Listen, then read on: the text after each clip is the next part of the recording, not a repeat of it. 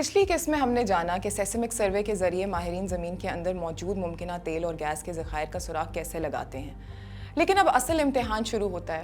Computer کی screen پر نظر آنے والی تصویر صرف ایک امکان ہوتی ہے، اس امکان کو حقیقت میں بدلنے کے لیے زمین کا سینہ چیرنا پڑتا ہے، اور یہ کام کرتا ہے ایک دیو ہیکل مشین جسے ڈرلنگ رگ کہا جاتا ہے۔ پہلی نظر میں ڈرلنگ رگ کسی فولادی عمارت کی طرح دکھائی دیتی ہے، لیکن حقیقت میں یہ ایک چلتی پھرتی انجینئرنگ لیبارٹری ہوتی ہے۔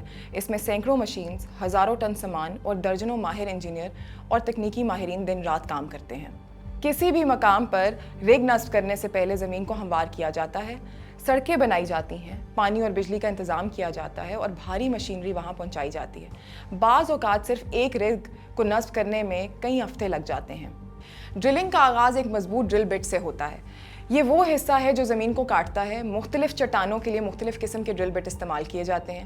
نرم زمین کے لیے ایک قسم، جبکہ انتہائی سخت چٹانوں کے لیے ہیرے یا ٹنگسٹن کاربائڈ سے بنے مخصوص بٹس استعمال کیے جاتے ہیں۔ جیسے جیسے ڈرل نیچے جاتی ہے، اس کے ساتھ فولادی پائپ جوڑے جاتے ہیں جنہیں ڈرل پائپ کہا جاتا ہے۔ سینکڑوں پائپ آپس میں مل کر کئی کلومیٹر لمبی ڈرل سٹرنگ بناتے ہیں جو مسلسل گھومتے ہوئے زمین میں رستہ بناتی ہیں۔ لیکن صرف ڈرل کا گھومنا کافی نہیں ہوتا۔ اگر چٹانوں کا ملبہ باہر نہ نکالا جائے تو ڈرل پھنس سکتی ہے۔ اس لیے ایک خاص مائع استعمال کیا جاتا ہے جسے ڈرلنگ مڈ کہتے ہیں۔ یہ مائع طاقتور پمپس کے ذریعے ڈرل پائپ کے اندر بھیجا جاتا ہے، نیچے ڈرل بٹ سے نکلتا ہے اور چٹانوں کے ٹکڑوں کو ساتھ لے کر دوبارہ سطح پر آ جاتا ہے۔ ڈرلنگ مڈ کے کئی اہم کام ہیں۔ یہ ڈرل بٹ کو ٹھنڈا رکھتا ہے، اسے چکنا کرتا ہے، ملبہ باہر لاتا ہے، کنویں کی دیواروں کو گرنے سے بچاتا ہے، اور سب سے اہم، زیر زمین موجود انتہائی بلند دباؤ کو قابو میں رکھنے میں مدد دیتا ہے۔ جیسے جیسے کنواں گہرا ہوتا جاتا ہے، اس میں مضبوط فولادی پائپ نصب کیے جاتے ہیں جنہیں کیسنگ کہا جاتا ہے۔ ان پائپوں اور چٹانوں کے درمیان سیمنٹ بھرا جاتا ہے تاکہ کنواں مضبوط رہے اور مختلف زیر زمین تہیں ایک دوسرے سے نہ ملیں۔ اگر یہ کام نہ کیا جائے تو کنواں بیٹھ سکتا ہے یا زیر زمین پانی آلودہ ہو سکتا ہے۔ تیل کی ڈرلنگ میں سب سے بڑا خطرہ بلو آؤٹ ہوتا ہے۔ اگر اچانک زیر زمین تیل یا گیس کے دباؤ بہت زیادہ ہو جائے تو وہ دھماکے کے ساتھ باہر نکل سکتی ہے، جس سے شدید آگ یا بڑا حادثہ پیش آ سکتا ہے۔ اس خطرے سے بچنے کے لیے ہر جدید کنویں پر ایک طاقتور حفاظتی نظام نصب کیا جاتا ہے جسے بلو آؤٹ پریونٹر کہتے ہیں۔ اسے اکثر ڈرلنگ کا آخری محافظ کہا جاتا ہے۔ اگر اچانک دباؤ بڑھ جائے تو یہ چند سیکنڈ میں کنویں کو مکمل طور پر بند کر دیتا ہے اور ممکنہ تباہی کو روک لیتا ہے۔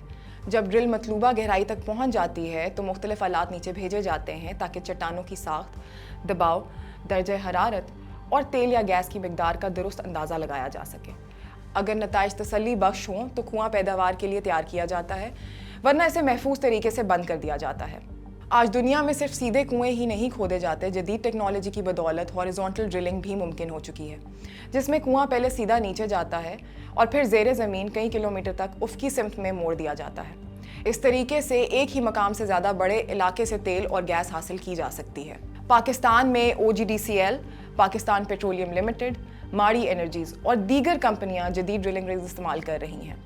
پنجاب کے پوٹوہار، سندھ، خیبر پختونخوا اور بلوچستان میں متعدد کنویں اس جدید ٹیکنالوجی کی مدد سے کھودے گئے، جبکہ بحیرہ عرب میں بھی مستقبل میں گہرے سمندر کی ڈرلنگ کے امکانات پر کام جاری ہے۔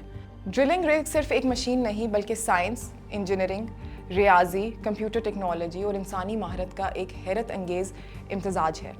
زمین کے ہزاروں میٹر نیچے چھپے خزانے تک پہنچنے کے لیے ہر بولٹ، ہر پائپ اور ہر سینسر ایک اہم کردار ادا کرتا ہے۔